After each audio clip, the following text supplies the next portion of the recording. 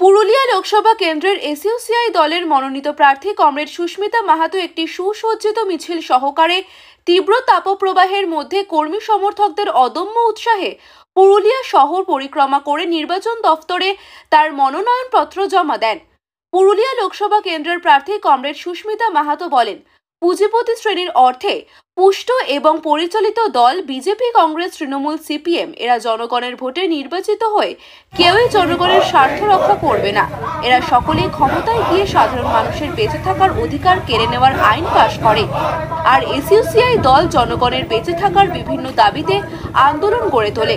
তাই আগামী দিনে শ্রমজীবী মানুষের বেঁচে থাকার আন্দোলনকে শক্তিশালী করতে এসইউসিআই দলের প্রার্থীদের ভোট দেওয়ার আহ্বান জানান তিনি।